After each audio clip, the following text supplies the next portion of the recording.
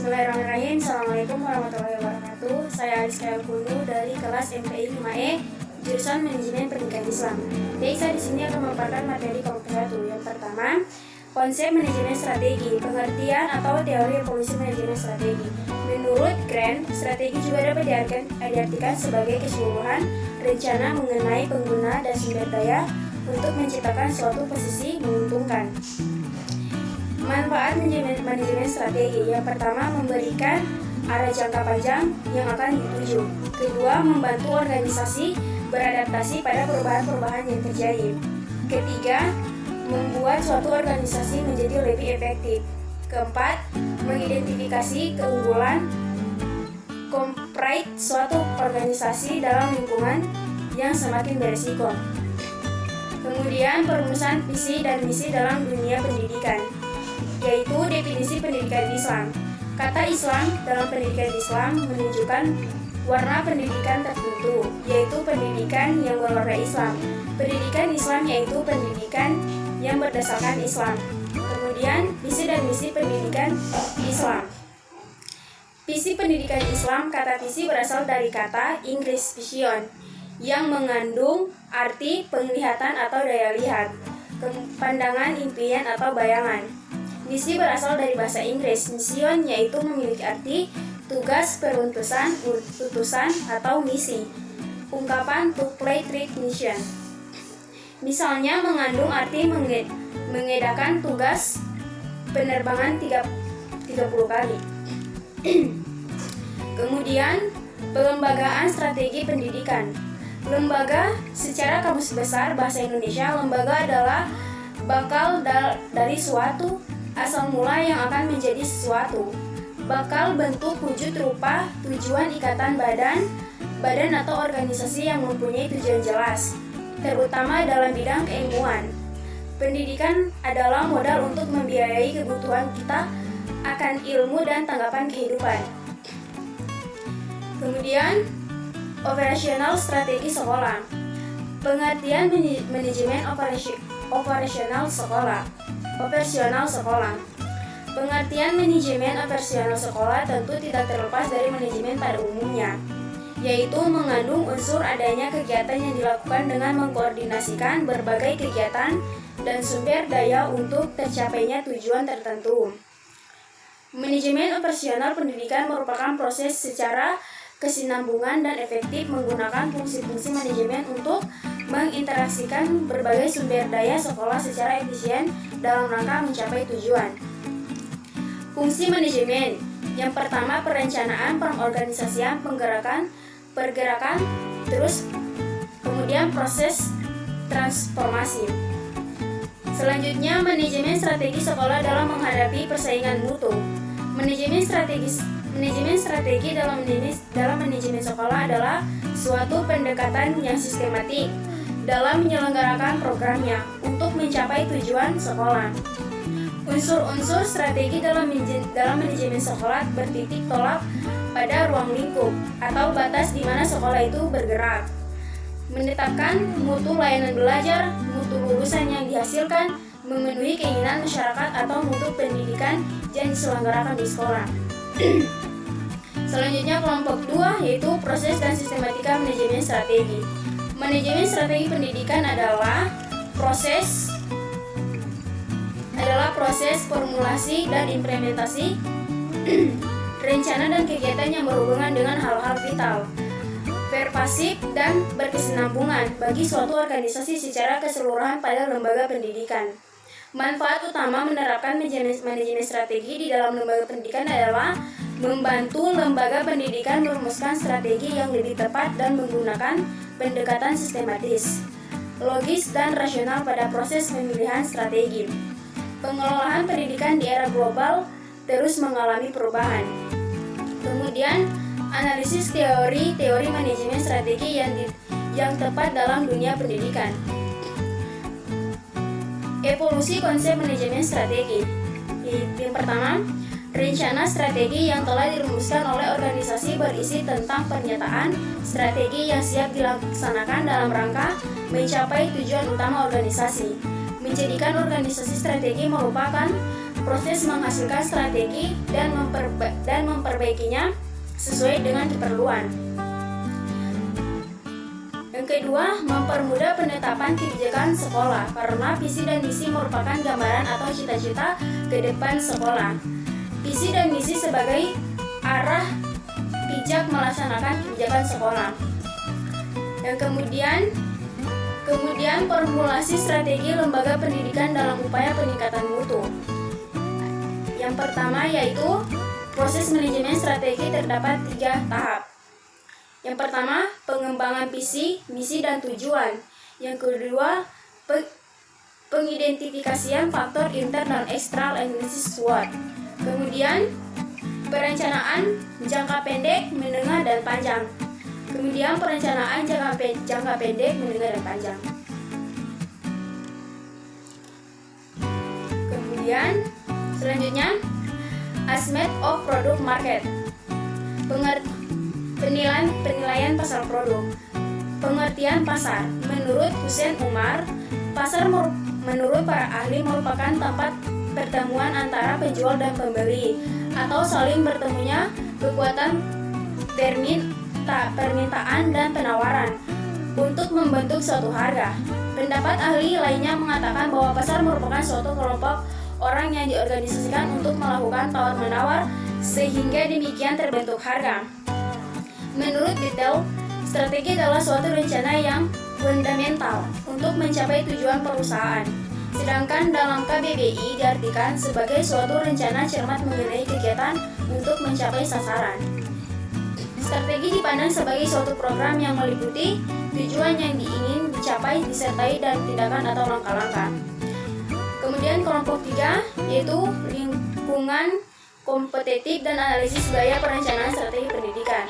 Pengertian lingkungan kompetitif. Pengertian lingkungan menurut KBBI adalah daerah, kawasan, dan sebagainya yang termasuk di dalamnya, sedangkan kompetitif merupakan suatu hal yang berhubungan dengan sebuah persaingan atau kompetisi.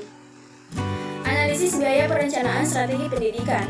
Kemudian pemerintah memiliki kebijakan dan peraturan terkait dengan pembiayaan suatu pendidikan sekolah. Selanjutnya, implementasi karakteristik, komponen, dimensi, dan proses manajemen strategi dalam dunia pendidikan. Komponen manajemen strategi.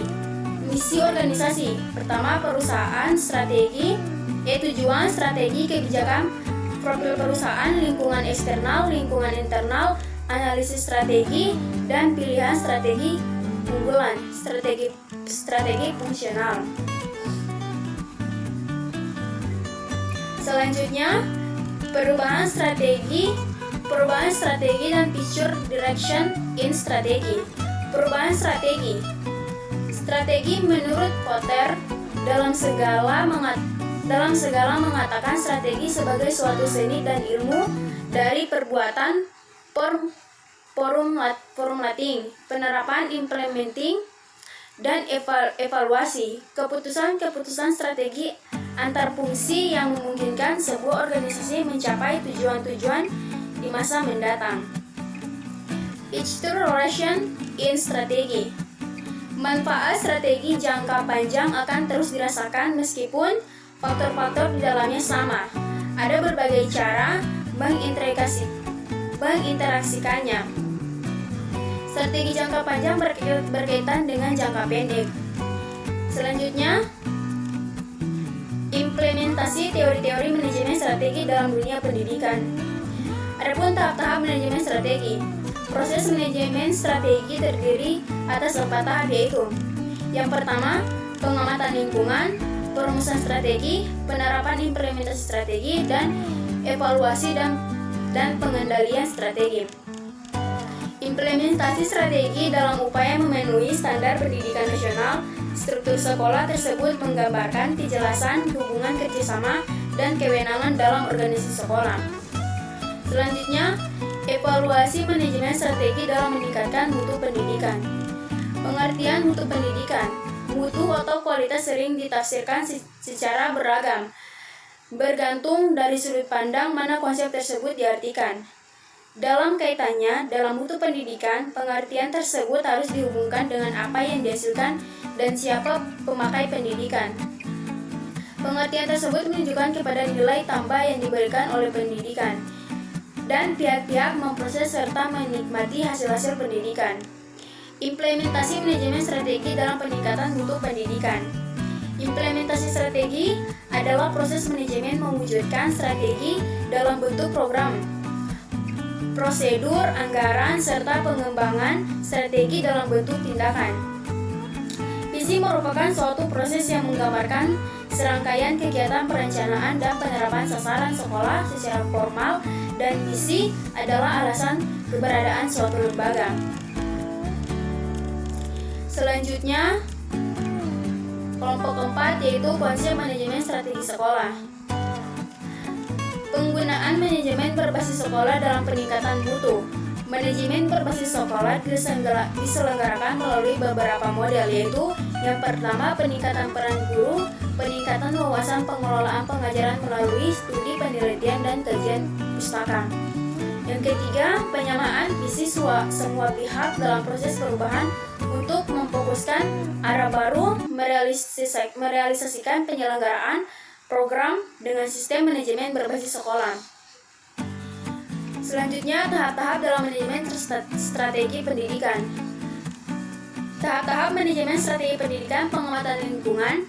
Secara garis besar, pengamatan lingkungan terdiri dari dua bagian. Yang pertama yaitu analisis lingkungan internal terkait dengan melihat ke dalam organisasi, yaitu melihat bagaimana kekuatan strategi, kelemahan, dan melihat keluar organisasi, yaitu bagaimana peluang, opportunity, dana jam.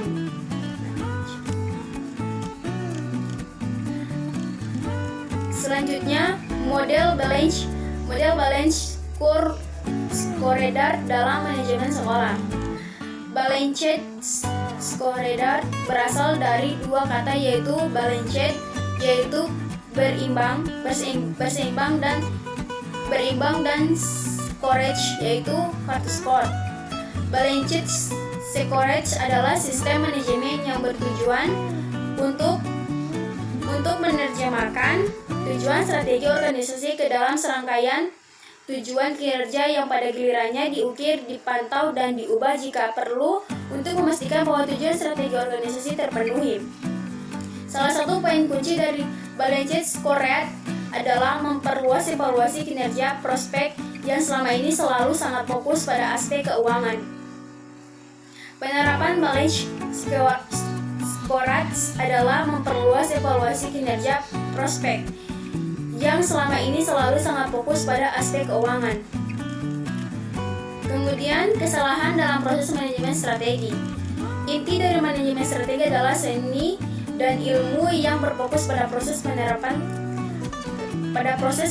tujuan dan mengalokasikan sumber daya untuk menerapkan kebijakan dan rencana.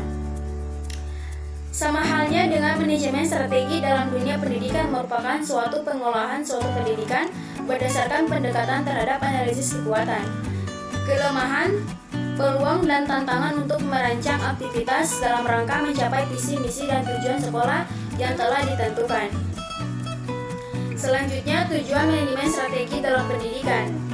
Tercapainya perencanaan pendidikan yang merata, bermutu, relevan, dan akuntabel.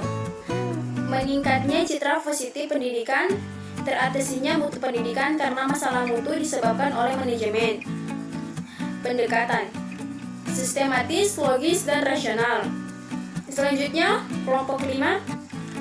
Manfaat strategi menurut Pearce dan Robbins adalah mengantisipasi peluang dan ancaman dari perubahan lingkungan pada masa mendatang.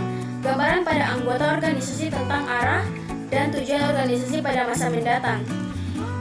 Memonitor apa yang terjadi dalam organisasi sehingga apabila organisasi tersebut menghadapi masalah dapat dengan segera diketahui agar permasalahannya yang akan dimudahkan untuk mencari solusi.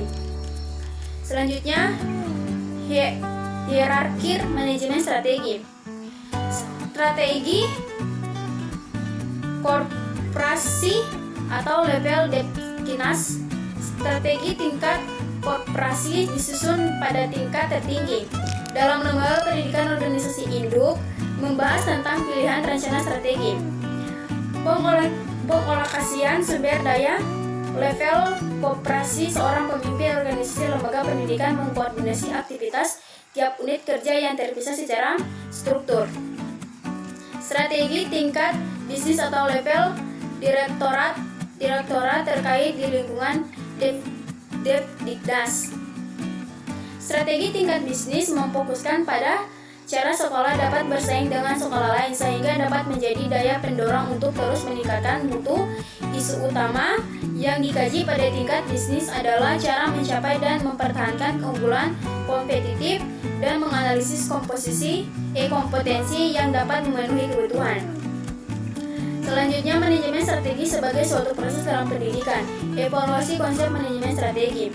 Manajemen strategi dipandang suatu evolusi manajemen karena dua alasan. Yang pertama, strategi sebagai rencana besar organisasi untuk mengatasi tantangan saat ini dan sekaligus mencapai keberhasilan visi dan misi organisasi di masa yang akan datang. Yang kedua, organisasi menerapkan manajemen strategi menjawab perubahan dunia dalam rangka meningkatkan kemampuan daya saing untuk meraih keberhasilan di masa mendatang. Selanjutnya, anatomi manajemen strategi. Pengertian anatomi manajemen pendidikan. Anatomi manajemen pendidikan adalah uraian dan pemahaman yang mendalam tentang hubungan ilmu manajemen dengan ilmu-ilmu yang lain dalam bidang pendidikan. Inti dari manajemen strategi yaitu mengidentifikasi tujuan organisasi, sumber dayanya, dan bagaimana sumber daya yang ada tersebut dapat digunakan secara paling efektif untuk memenuhi tujuan strategi. Selanjutnya, evolusi konsep manajemen strategi. Perencanaan strategi juga mencakup perencanaan keputusan strategi, kegiatan, dan alokasi sumber daya yang diperlukan untuk mencapai tujuan tersebut. Memiliki proses yang ditetapkan untuk mengelola strategi akan membantu organisasi membuat keputusan logis dan mengembangkan tujuan baru dan cepat untuk mengimbangkan perkembangan teknologi, pasar, dan kondisi bisnis. Manajemen strategi dengan demikian membantu organisasi pengelola keunggulan kompetitif, meningkatkan pangsa pasar, dan merencanakan masa depannya. Kemudian kelompok 6, penggunaan manajemen berbasis sekolah dalam peningkatan mutu pendidikan. Manajemen berbasis sekolah atau MBS. Pengertian manajemen berbasis sekolah. Menurut Nush Hollis, manajemen berbasis sekolah adalah bentuk alternatif sekolah sebagai hasil dari desentralisasi pendidikan. Secara umum, manajemen berbasis sekolah adalah salah satu basis manajemen pengelola sekolah yang memberikan anatomi lebih besar dari sekolah dan mendorong pengambilan keputusan secara bersama. Partisipatif dari semua warga sekolah dan masyarakat di sekitar dalam upaya mengembangkan dan meningkatkan mutu pendidikan. Beberapa hambatan yang mungkin dihadapi pihak-pihak berkepentingan dalam penerapan MBBS sebagai berikut. Yang pertama, tidak berminat untuk terlibat, tidak efisien, pikiran kelompok memerlukan perhatian, kebingungan atas peran dan tanggung jawab baru, kesulitan koordinasi. Kemudian, efektivitas model penyelenggaraan manajemen berbasis sekolah. Dalam pengembangan manajemen berbasis sekolah ada 5 komponen efektivitas yang perlu dikembangkan. Yang pertama yaitu prinsip kepemimpinan sekolah yang kuat dan mantap. Yang kedua, harapan yang tinggi dan penampilan peserta didik. Yang ketiga, mengutamakan dasar kecakapan dan kemampuan. Yang keempat, penugasan dan pengawasan yang tepat terhadap seluruh personel sekolah. Dan yang kelima, penerapan model dan sistem evaluasi kemajuan belajar peserta didik yang standar serta penampilan peserta didik. Selanjutnya, peran partisipasi masyarakat terhadap sekolah. Menurut Seorjonos Sukanto, peran merupakan aspek dinamis kedudukan. Apabila seorang melaksanakan hak dan kewajiban sesuai dengan kedudukannya, maka ia menjalankan suatu perannya. Hakikatnya, peran juga dapat dirumuskan sebagai suatu rangkaian perilaku tertentu yang ditimbulkan oleh suatu jabatan tertentu. Selanjutnya, perumusan sasaran jangka panjang dan strategi induk dalam dunia pendidikan. Penentuan strategi induk. Dalam bukunya Fata Syukur, cara membuat strategi yang dilakukan oleh yang sifatnya makro. Dalam arti kebijakan yang harus ditetapkan dalam mempartisipasi situasi dan kondisi alur organisasinya. Untuk cara lain, dalam membuat penentuan strategi induk, strategi adalah sebuah rencana yang kompensien, mengintegrasikan secara researchers dan capabilities yang mempunyai tujuan jangka panjang untuk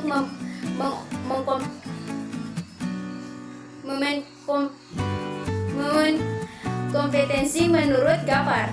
Strategi adalah rencana yang mengandung cara komprehensif dan integratif yang dapat dijadikan pegangan atau beberapa pegangan untuk bekerja, berjuang dan berbuat guna memenangkan kompetisi. Monitoring dan evaluasi strategi dalam pendidikan. Adapun pengertian monitoring adalah pemantauan yang dapat dijelaskan sebagai kesadaran tentang apa yang diinginkan dan diketahui. Pemantauan berkadar tingkat tinggi dilakukan agar dapat membuat pengukuran melalui waktu menunjukkan pergerakan ke arah tujuan atau menjauh dari itu. Monitoring akan memberikan informasi tentang status dan kecenderungan bahwa pengukuran dan evaluasi yang diselesaikan berulang dari waktu ke waktu. Pemantauan umumnya dilakukan untuk tujuan tertentu. Tujuan monitoring dan evaluasi mengkaji apakah kegiatan-kegiatan yang dilaksanakan telah sesuai dengan rencana.